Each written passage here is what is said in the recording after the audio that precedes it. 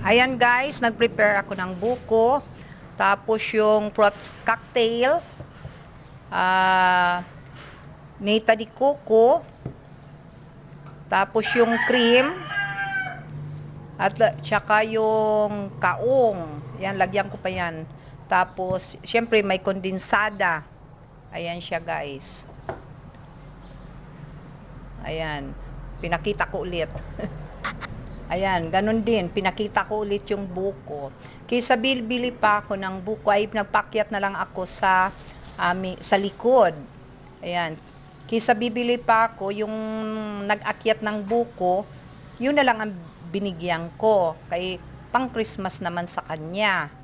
Ayan guys, maggagawa ako ng buko salad para mamayang Christmas.